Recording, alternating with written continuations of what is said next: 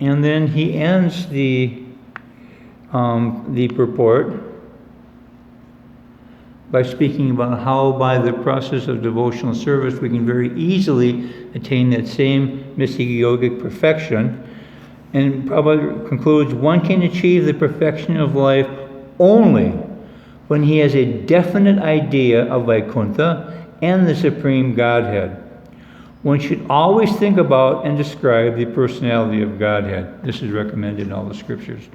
So in other words, we have to know our destination in order to achieve that.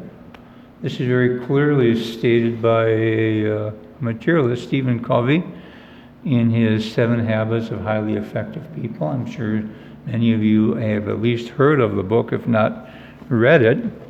And one of the principles, he says, is you have to begin with the end in mind. You have to know what your destination is. Srila Prabhupada says that very clearly in the end of this purport.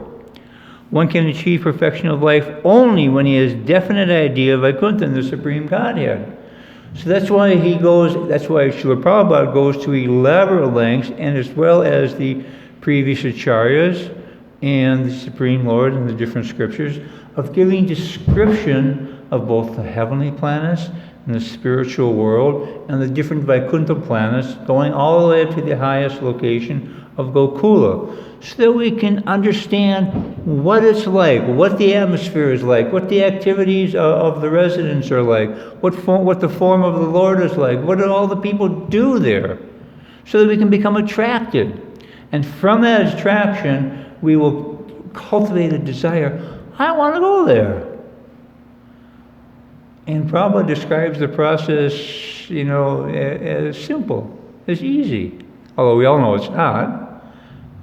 Well, no, let me restate that. The process is simple, but it's very difficult to actually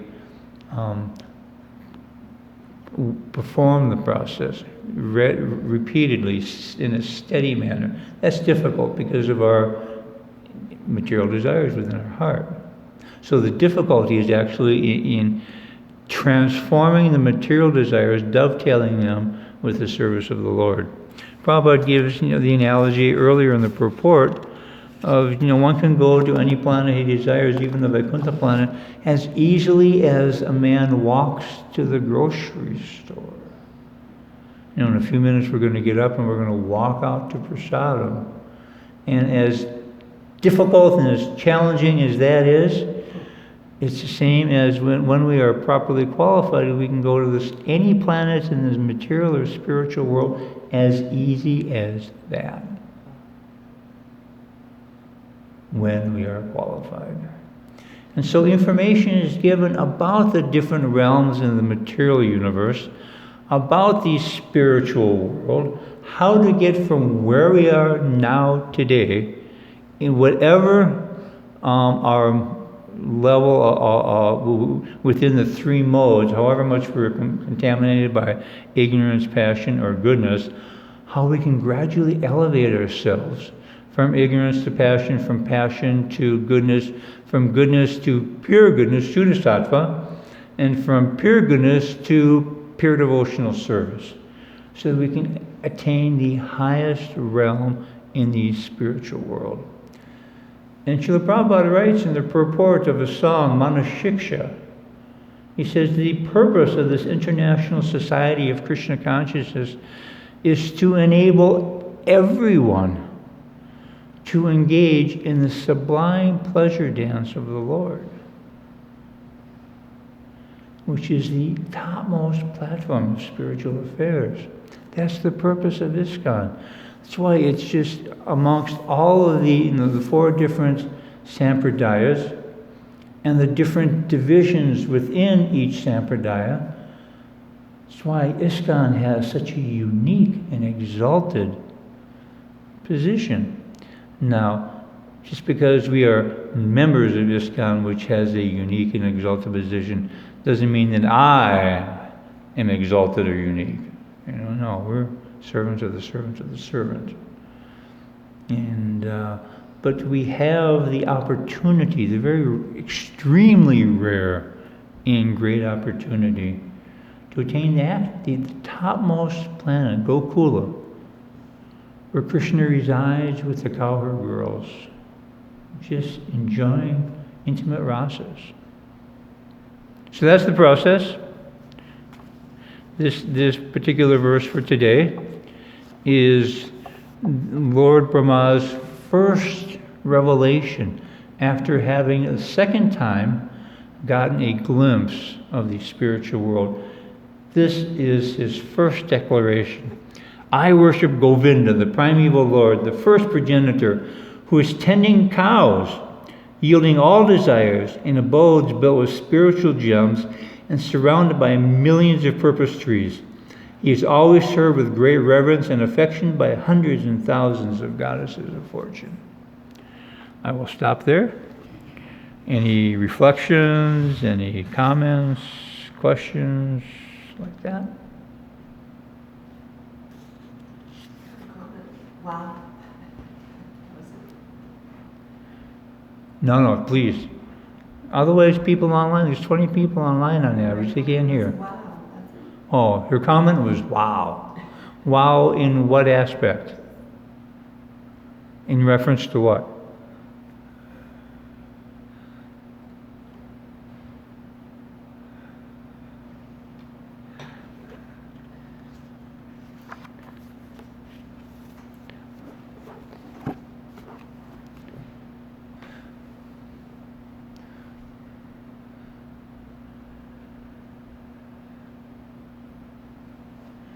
Prabhupada has given us so much.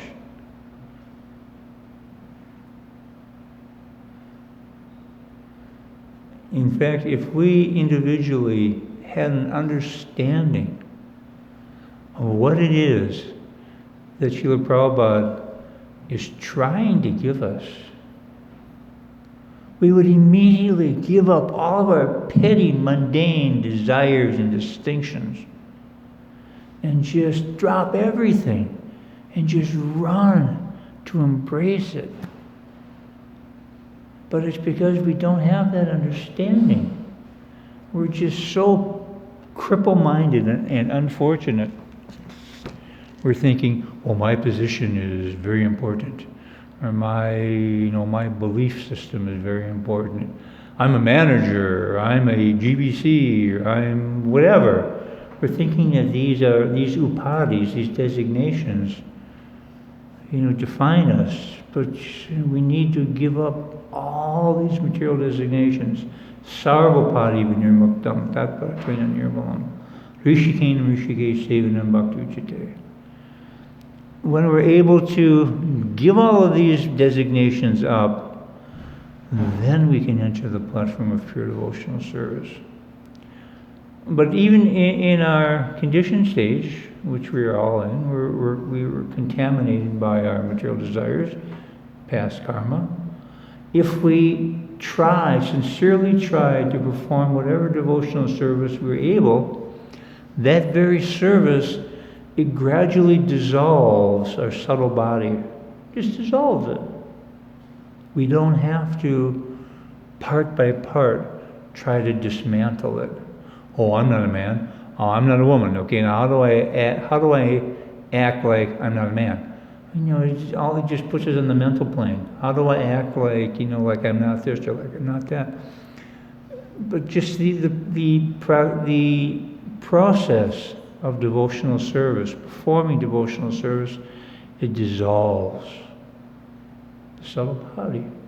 And when the subtle body is dissolved, what's left? The ego. Because it's the contamination of the ego that creates the false ego.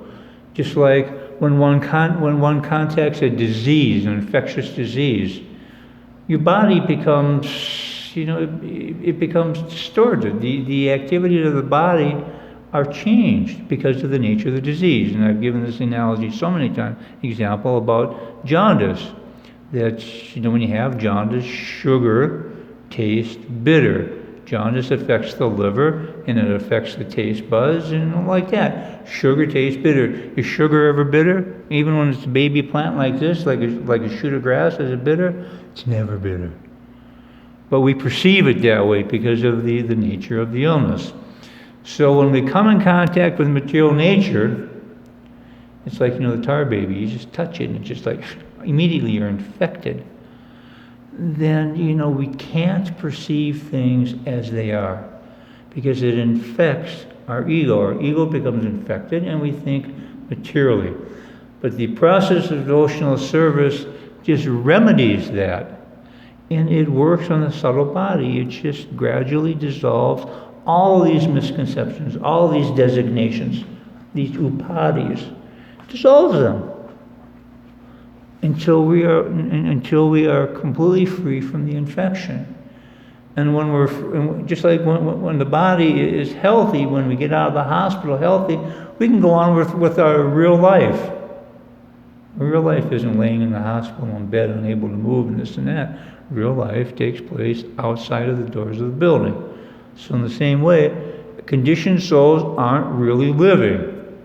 Surviving, yes, in a atmosphere of suffering. And the only cure to eliminate that suffering condition is the process of bhakti yoga, devotional service. It's the only cure. And if we understood that, and what that brings us, what that makes available to us, we would immediately drop every conception and independent, separate desire that we have, and immediately rush to the lotus feet of the Lord, the lotus feet of the spiritual master. That would be our only focus. But it's because we're not. It's symptomatic of the infection, it's symptomatic of the disease that we have. I will stop speaking here. Any other questions, comments? Braylon? I really appreciate your class. I just wanted to ask, personally, how do we know if we're following the process correctly? What are the symptoms of these upadhis dissolving? How can we know? She'll probably give a very simple answer to that. He described it as a barometer. If our desire for sense gratification is decreasing, that is a direct result of we're following the process. If the reverse is happening, then it's also indicative that we're not following the process. If we're desiring more and more sense gratification, we're not properly following. There's some impediment. And we have to look, okay, what am I not doing properly? And just, find that and correct that. But if our desire for sense gratification is decreasing, then that in itself is proof. Good? Yes, thank you. Thank you very much for your kind attention. Grantaraj Srimad Bhagavatam Ki Jai, Srila Prabhupada Ki Jai.